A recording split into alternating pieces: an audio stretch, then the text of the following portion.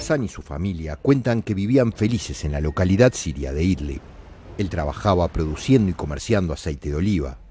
Sus 9 hijos crecían, jugaban, iban a la escuela, hasta que hace 3 años estalló la guerra civil en Siria. Más de 12% de la población de su pueblo murió, según datos de la ONU. Su casa quedó reducida a escombros. Dice que como tiene hijos mayores, los 2 bandos querían reclutarlos para combatir y que él no iba a permitirlo. Por eso decidió escapar y hace 1 año y 7 meses vive en el Líbano, en la ciudad de Tiro, donde nació su 10º hijo. Cuenta que ahora se dedica a empujar un carrito para vender frutas y verduras, pero que no le alcanza con lo que gana para mantener a la familia. Su historia no es muy distinta a la de Mahmoud y Damira, quienes llegaron hace 1 año al Líbano con 9 de sus 12 hijos, escapando de la destrucción en Alepo. No quedó nada, la casa fue destruida, todo está devastado. Alepo es una de las ciudades más dañadas por el conflicto en Siria, con más de 30.000 muertos contabilizados por la ONU, destrucción generalizada y un éxodo masivo de civiles. Relata que al escapar de allí vivieron durante meses en pueblitos de los alrededores, hasta que llegaron al Líbano, donde sus hijos trabajan en el comercio de frutas y verduras. Pero ahora ambas familias, junto con otras 10, tienen su mirada puesta en un pequeño país del que hasta hace poco no sabían nada. Tras una misión de 1 semana para conocer estos candidatos a reasentarse en Uruguay, las autoridades uruguayas deciden quiénes serán los que a fines de octubre llegarán para vivir en el país y dejar atrás su historia de guerra y sufrimiento. Decidir, ahora sí, nombres y apellidos, familias, personas de carne y hueso que conocemos, que tuvimos un primer encuentro, que compartimos un espacio común y una mirada, poder determinar quiénes serán reasentados en Uruguay si así lo desean. La embajadora uruguaya en Beirut, Marta Pisanelli, fue la encargada de garantizar parte de la logística de este proceso de selección y cuenta su beneplácito al enterarse del proyecto. He recorrido los asentamientos informales, he visto cómo viven y se trata de una tarea humanitaria muy importante. El Uruguay, primer país de nuestra región, les está ofreciendo a estos refugiados una tierra promisoria. Y por eso, sin saber si ellos serán los reasentados, Mahmoud y Hassan ya imaginan esa nueva vida. Mahmoud dice que le gustaría trabajar en la construcción, aunque está dispuesto a dedicarse a lo que sea, y que ya empezó a estudiar español en libros. Hassan dice que le gustaría trabajar el campo y que sus hijos más grandes trabajen con él. Mucha voluntad, tienen coraje, mucho optimismo y esa fuerza interior que tienen los va a ayudar a insertarse en Uruguay. A tener un nuevo comienzo en una nueva tierra. Para CNN, Darío Klein, desde Beirut, Líbano.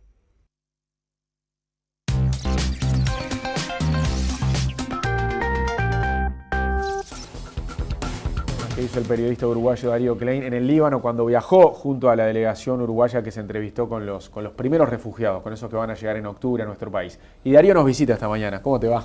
Muy bien. Un placer recibirte acá, Darío. Muchas gracias. Bueno, ¿cómo fue esa experiencia de ir a conocer a estas familias que van a venir a nuestro país? Fue muy interesante, muy interesante. Como periodista fue muy interesante y también como experiencia de vida, ¿no? Claro. Conocer no solo a la gente, sino la cultura, un lugar en el que nunca había estado y ver también la cara más fea de la humanidad, ¿no? Mi camarógrafo Pablo Sobrino, con el que estuve trabajando allá. ¿Pablo es uruguayo también? Pablo es uruguayo, sí. Trabajamos juntos hace muchos años. Pablo decía que cuando volvió, decía, estuvimos en la puerta del infierno, miramos para adentro. No estuvimos en el infierno, estuvimos en la puerta y miramos para adentro. Sí, estuvieron con gente que venía de ahí, aparte, claro. ¿No? ¿Qué te preguntaban de Uruguay? En realidad yo no era o sea, ellos... a Javier le preguntaban, claro, mucho, a Javier le preguntaban. Pero a vos, como de hecho, periodista. cuando yo no los podía entrevistar dentro de la embajada, el acuerdo fue que yo hablaba con ellos y los que aceptaban hablar, o muchos no quisieron hablar, los entrevistaba afuera, y todos ya habían sido entrevistados o ya habían tenido su diálogo con la delegación uruguaya. Entonces ya todos sabían lo que la delegación les había estado contando, claro, y demás. De todas maneras, a mí unas cosas que me sorprendió fue no lo que me preguntaban, porque ellos no me preguntaban demasiadas cosas, sino lo que sabían, ¿no? Y algunos se habían preocupado por averiguar sobre Uruguay, sabían que Uruguay ha sido campeón del mundo en el 30 y el 50, sabían que Uruguay tenía un presidente muy humilde, que donaba su sueldo, o sea, googleaban básicamente, habían googleado, habían averiguado datos de Uruguay. Uno me llevó a decir, bueno, Uruguay tiene 176.000 kilómetros cuadrados, y tiene, o sea, me empezó a dar... Cosas que muchos uruguayos olvidan, ya, ¿no? En materia de cifras. Que me sorprendió, ¿no? Pero claro, pero después uno piensa... si yo tuviera que ir mañana, me dicen, bueno, te tenés que ir de acá y resulta que Sierra Leona me recibe, me pongo a averiguar todo lo que puedo sobre Sierra Leona, aunque hoy por hoy no sepa, no tenga demasiados datos sobre ese país, ¿no? Y más allá del drama que ellos vienen viviendo, ¿los veías contentos o ilusionados por venir a Uruguay? Sí, ilusionados es la palabra, ilusionados, pero no solo con ellos. Yo tuve, tal vez, mi experiencia en el sentido es distinta a la que, por ejemplo, tuvo Javier Miranda, porque yo, además de conocer y estar y charlar con algunos de esos preseleccionados, porque todavía no seguro que estas personas sean las que van a venir a Uruguay, yo después recorrí un montón de lugares, me entrevisté con muchos refugiados de la guerra de Siria en otros lugares, ¿no? Y todos, ese es un problema, o sea, ese es uno de los dramas de esta situación. O sea, todos quieren irse de ahí, pero no saben a dónde. O sea, porque todos saben que no pueden volver a sus hogares, porque sus hogares ya no existen. Todos saben que en Líbano no son bienvenidos. O sea, no en el sentido de que, o sea, en muchos casos, porque ya hay problemas sociales en Líbano, porque imagínate, ¿no? Un país de 4,5 millones de habitantes, de pronto llegó 1,5 millones. Imagínate que acá llegan 1,5 millones de brasileros, todos juntos, o sea, claro, eso genera un montón. Se están peleando por las fuentes de trabajo, se están peleando por los recursos, entonces ellos saben, y les cuesta mucho, y no consiguen vivienda, y no consiguen trabajo, y no consiguen educación para sus hijos, que ese es uno de los principales problemas que tienen, porque no los pueden mandar a la educación pública y no tienen plata para pagar la privada. Nacen hijos nuevos y ni siquiera les pueden dar la ciudadanía, son apátridas muchos niños. Entonces saben que se tienen que ir del Líbano, pero ¿a dónde? ¿No? Y bueno, y hay más de 3 millones de refugiados en este momento de la guerra de Siria, y bueno, yo qué sé, Suecia ha recibido 20, 30.000 refugiados, dicen que van a recibir hasta 50, Alemania ha recibido unos 10.000, Uruguay va a recibir 120, pero hay 3 millones y pico, ¿no? O sea, el problema es monstruoso. Vamos a ver otro de los informes que ya salieron en CNN, esos que hiciste vos.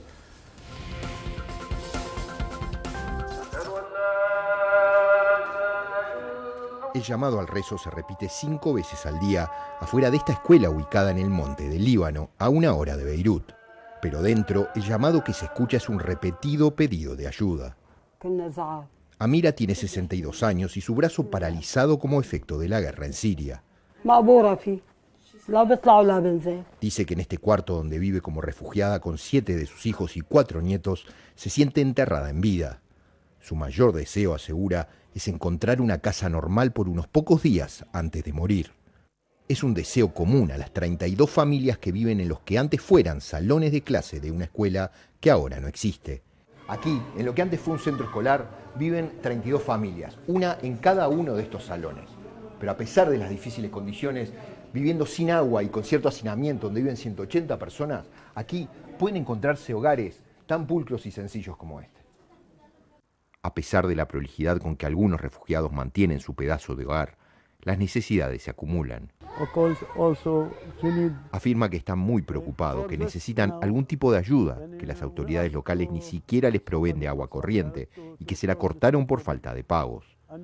El único auxilio que les llega en alimentos, energía o algo de calor durante el crudo invierno es de organizaciones no gubernamentales como CARE, que sin embargo no se da abasto. Dice que la situación es muy preocupante, insostenible. La ayuda que reciben y pueden distribuir no es suficiente. La gente necesita de todo y no tiene nada, porque lo dejaron todo en Siria.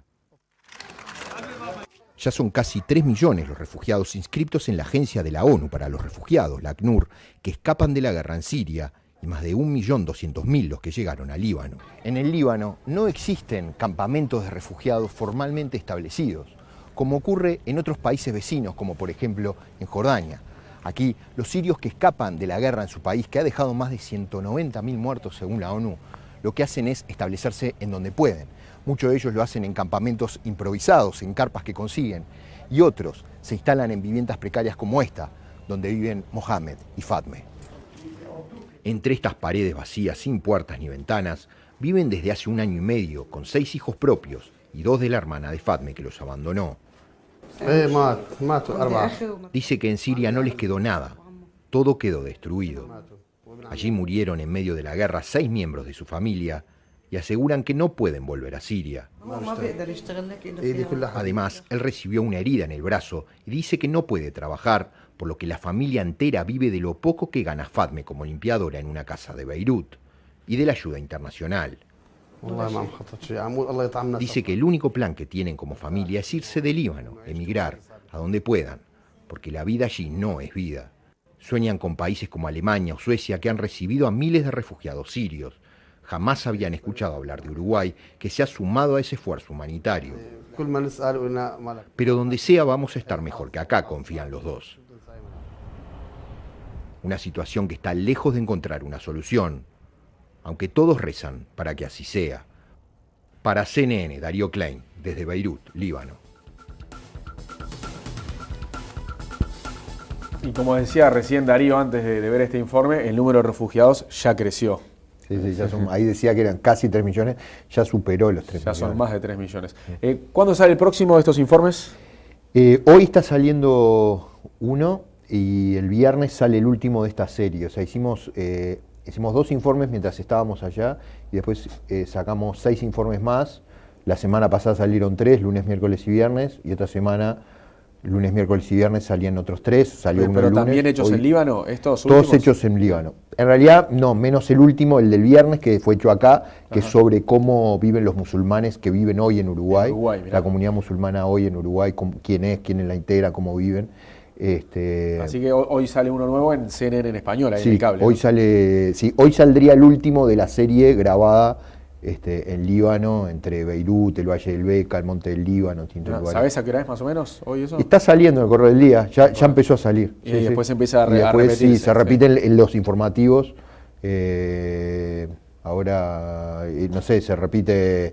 Ahora al mediodía debería salir de vuelta y después a las 4 o 5 de la tarde. Después. Escuchaba recién en este informe justo la expectativa de muchas personas de ir primero al primer mundo, ¿no? Claro. A los países que son potencia, que ellos imaginan que, aparte de que son países que abren las puertas, tienen un montón de posibilidades laborales, ¿no?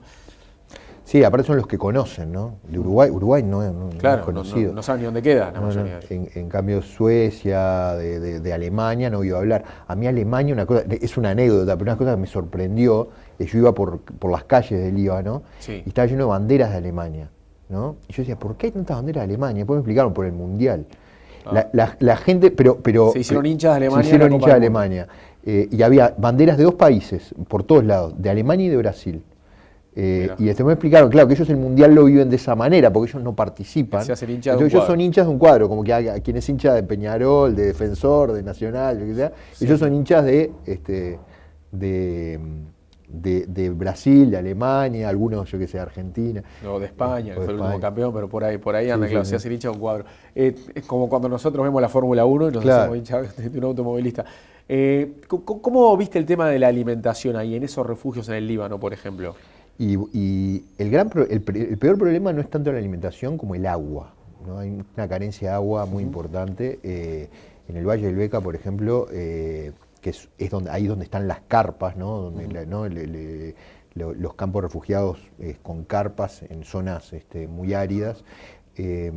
ahí hacen pozos en el piso y de ahí sacan el poco agua que tienen, que realmente son capitas así de agua, ¿no? Con eso se van arreglando. O sea que ahí hay una racionalización. Sí, y algo de agua que reciben, ¿no? de ayuda internacional. Y la comida es muy poca la que pueden comprar. Muchos están muy endeudados. Una buena parte de ellos, los que están registrados en ACNUR, reciben ayuda de la ONU y ayuda de organizaciones como CARE, como Oxfam, muchas ONGs que están trabajando, tratando de ayudar a esta gente, dándole comida, dándole incluso dinero, pero no alcanza. ACNUR calcula que necesitan 3.500 millones de dólares para proveer de alguna manera estos 3 millones de refugiados, que no es tanto dinero si uno hace la cuenta de, ¿no? Cuánto es por persona. Claro. Pero según, hasta hoy en la página web uno puede entrar y ellos tienen ahí las estimaciones, y en este momento tienen 1.000 y algo millones de dólares, o sea, no están ni cerca de la meta de lo que necesitan para ayudar a estas familias. Muchos de ellos, la gran mayoría trabajan, y los que no trabajan intentan trabajar. Sí, sí. Muchas veces no consiguen. Uno de los informes que hice fue ahí en el Valle del Beca, hay un campo de refugiados ¿no? de carpas y demás, que se ha convertido en una fábrica de pelar ajos. O sea, en ese lugar la gente que vive ahí los dejan vivir si pelan ajos. Entonces, mientras los padres de familia van a la ciudad a tratar de conseguir algo, las madres y los niños se dedican a pelar ajos durante todo el día por $2 al día. O sea, están todo el día pelando ajos, cobran $2 por ese trabajo, y están todo el día. Uno entra a cada una de las carpas y están las madres ahí pelando ajos con los niños. Mirá. Darío, ¿cómo es la experiencia de trabajar para CNN hace ya 17 años más o menos, no? 17, sí. Arranqué en el 97, sí, 17 años más o menos. Fue muy variable mi experiencia. Porque primero lo hiciste allá. Yo arranqué allá, a mí me llevaron, yo vivía acá en Uruguay, a mí me llevaron el año, a fines del 96, y arrancamos en principio del 97. ¿Dónde trabajabas acá cuando te fuiste a la CNN? En ese momento yo trabajaba en la revista 3. Ajá, renunciaste en 3 y te fuiste para allá, para Atlanta. Para Atlanta, sí. Sí, en el medio hubo entrevistas y cosas, pero sí, empecé un enero del 97, y cuando lo interesante de esa experiencia fue que yo llegué cuando se estaba creando CNN en español. CNN en español no existía. En ese momento empezaron algo parecido a lo que es esto, sí, ¿no? Y coincidió con la época en que llegó la TV Cable Uruguay, año 96, por ahí. Sí. Bueno, sí, claro, fue por esos años. Sí. Claro, y en ese momento ya existía CNN Internacional, ya existía CNN Estados Unidos, y ya existían algunos informativos en español que la gente recordará de la época de la Guerra del Golfo y más, que los conducía Jorge Gestoso, al principio con Cecilia Boloco, después con Patricia Chañot. Claro, recuerdo a Marlene Fernández. Corresponsal en Washington. Sí. Claro, todo ese equipo, digamos, armó lo que fueron los primeros informativos en español que salían en CNN, pero eran informativos que salían 1, después 2, después 3, salteados dentro de lo que era CNN Internacional. O sea, en la señal que venía de América Latina salían algunos informativos en español. En el año 96 dijeron, bueno, vamos a hacer una cadena 24 horas en español. Entonces ahí empieza toda una aventura, y ahí es que, bueno, tuve la suerte de que me contrataron. Yo fui y empezamos en el 97. Y ahí entre el 97 y el 2002 estuve allá. Hicimos, bueno, ahí pasó de todo, porque bueno, fue toda la creación de eso, y creamos incluso una unidad de investigación, hicimos algunos documentales, bueno, aparte de las coberturas de todos los hechos importantes que ocurrieron en ese periodo, incluyendo el 11 de septiembre, la caída de las Torres Gemelas y demás. Y en el 2002... ¿Qué años, para hacer periodismo en Estados Unidos justo? Te tocaron ahí. Sí. No, aparte hasta vivir el miedo en carne propia cuando, no sé si te acordás... Que la CNN fue amenazada. El ataque de Anthrax. Claro. Empezamos a recibir sobres. Sobres. Sí, fue un periodo complicado. De hecho, muchas personas, amigas mías, que trabajaban en CNN, que no eran periodistas, por ejemplo, gente que trabajaba en gráficos y demás, muchos decidieron irse de CNN en ese momento porque decían, yo no tengo por qué estar acá viviendo, ¿no? Era como que te sentías que estabas bajo, no sé, bajo algunos, eras el blanco de algunas personas. Sí, te sentías como metido en una guerra. Sí. Claro. Y bueno, está. Y en el 2002 volví a Uruguay y al principio yo había renunciado a CNN y después me empezaron a pedir que hiciera algunos informes y así empecé otra vez el vínculo. Y bueno, y desde entonces soy corresponsal aquí en Uruguay y bueno, con estos... Sí. O sea, cada vez que ocurre algo importante en Uruguay, haces el informe desde acá. Sí. También pasa eso, está eso del sistema de la CNN que muchas veces haces uno para proponer y capaz que ni sale al aire y lo mandás por las dudas. No, en general yo propongo, o sea, hay dos mecanismos, yo propongo historias. Antes de hacerla. Antes de hacerla me dicen, dale, luz verde, hacela, o ellos me la piden, ¿no? Claro. En los dos, digamos, los dos casos, pero siempre está preaprobado, no existe que haga un informe y que... Puede pasar que no salga al aire porque el productor le pareció malo o porque... Nunca, no me ha pasado, la verdad, pero podría ocurrir. Y desde que Mujica es presidente, supongo que les interesa más Uruguay, ¿no? Ya has trabajado más. Es impresionante.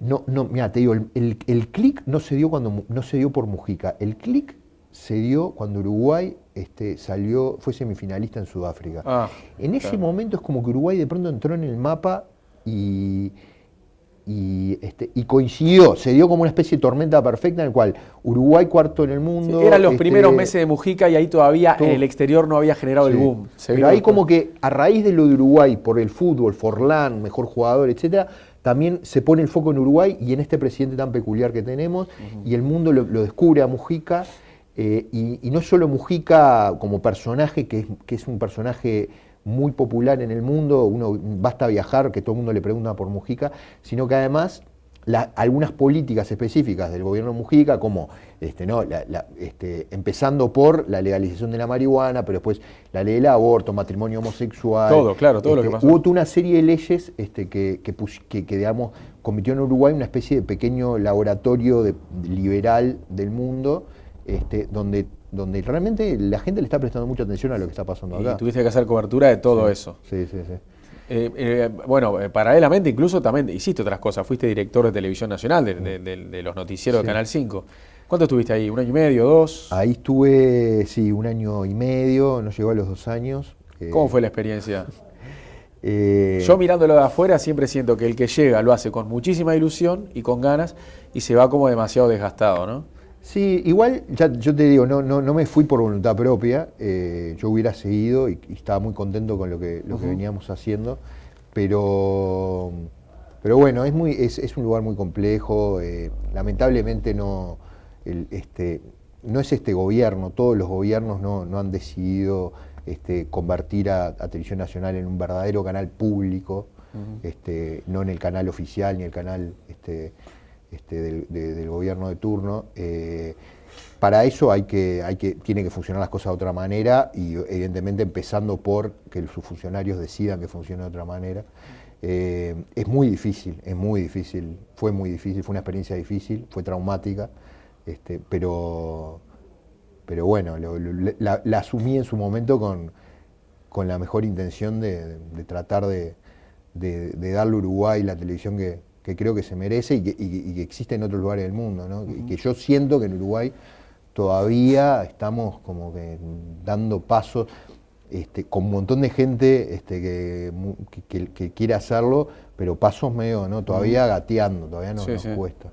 Contame un par de coberturas que hiciste para CNN que las tengas grabadas ahí porque te las querés guardar para siempre. Bueno, además de esta, que obviamente debe ser de las más importantes por eso que decís vos de haber estado en la puerta del infierno, pero además de esto que vimos y que seguimos viendo en estos días, ¿qué otras coberturas hiciste acá en Uruguay para CNN que decís, esto es memorable? Pasa que hubo de todo, ¿no? En este periodo. Los triunfos electorales siempre rinden en los días de las elecciones. Bueno, las elecciones, sin duda, digo, a nivel de lo que tuvo más impacto, te soy sincero, lo más así impactante a nivel de cobertura no es nada glamoroso, pero fue el Mundial 2010 en Sudáfrica. Uruguay semifinalista de la Copa del Mundo y los festejos. Fue impresionante. Y la llegada a Uruguay. Aparte, sí, eso fue impresionante. Aparte realmente yo sentí en ese momento... No, pero es glamoroso eso. Y acá fue muy glamoroso eso. Sí. Y fue aparte, Uruguay era el único país latinoamericano. Claro. Entonces durante varios días era como que se hablaba solo de Uruguay.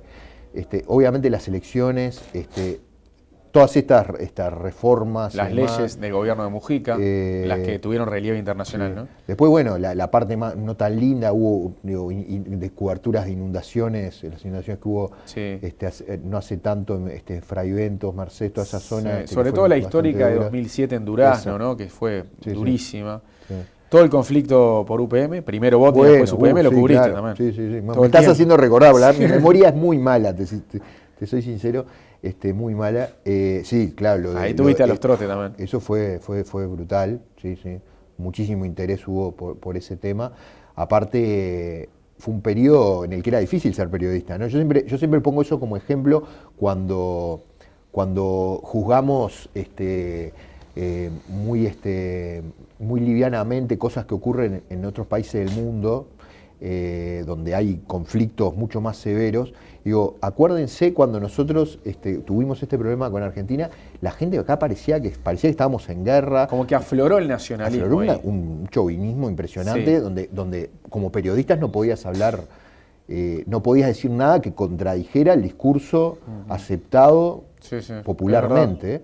Y si manejabas otro argumento, eras una apátrida, traidora a la patria. Porque aparte todos los partidos políticos se encolumnaron también en la causa. Bueno, a vos te tocó estar en Estados Unidos trabajando para CNN en plena guerra, una guerra, y después de unos atentados en los que yo supongo que, vos no sos estadounidense, pero compañeros tuyos estadounidenses se habrán puesto la camiseta también. Ahí se acaba el periodismo para muchas personas. Sí, me acuerdo esos días, era impresionante porque todos los autos tenían una bandera de Estados Unidos. Y en las casas todas tenían una bandera de Estados Unidos en la puerta, al punto que a mí, en mi casa, me pusieron una bandera de Estados Unidos en la puerta. Y era como algo, fue una cosa impresionante a nivel de nacionalismo. Pero pasó algo parecido en aquel momento. Era como que si hubo muchos periodistas que fueron echados o debieron renunciar porque empezaron a manejar discursos que no eran agradables a lo que el oído, no del gobierno, del pueblo, de la gente, del público quería escuchar. O sea, me acuerdo Bill Maher, no es un periodista, es un presentador de un late night y demás, que lo echaron porque no les gustaron los comentarios que hicieron, pero era porque la gente llamaba a quejarse. Los dueños del medio fue como que tuvieron que reaccionar a un clamor popular, ¿no? Son tiempos en los que se exacerban los nacionalismos, es evidente, ¿no? Darío, fue un placer tenerte acá, No, gracias. Muchas gracias por compartir tu experiencia en el Líbano y también por hablar de periodismo con nosotros. Gracias a ustedes. Que pases bien. Mucha suerte con este proyecto. Arriba, gracias.